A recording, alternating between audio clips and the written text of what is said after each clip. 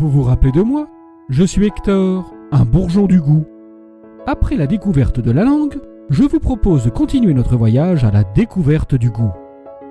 Nous sommes maintenant au cœur du cerveau, où arrive en moins de 150 millisecondes l'information nerveuse provenant des papilles de la langue. Ce message nerveux se diffuse par l'intermédiaire de 3 nerfs. Le nerf facial, ou nerf 7, transmet les influx nerveux provenant des récepteurs gustatifs situés dans les 2/3 antérieurs de la langue.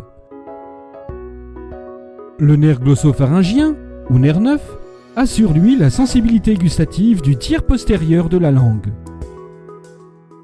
Enfin, le nerf pneumogastrique, ou nerf 10, va transmettre les informations gustatives provenant des rares bourgeons du goût situés dans l'épiglotte et dans le pharynx. Les nerfs vont ensuite projeter dans le tronc cérébral, au niveau du noyau solitaire du bulbe rachidien, où un deuxième neurone se chargera de projeter l'information vers le thalamus. C'est à cet emplacement que les informations gustatives et olfactives se combinent avant d'être véhiculées vers une autre zone du cerveau appelée cortex gustatif.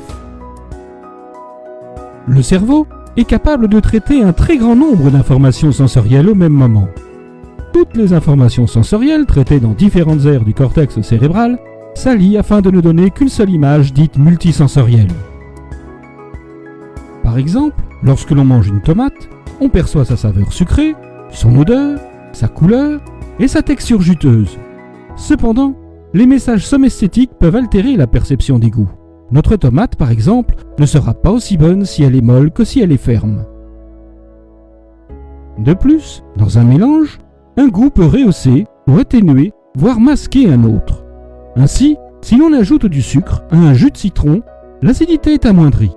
Cependant, celle-ci est toujours présente. Mais ce n'est pas tout.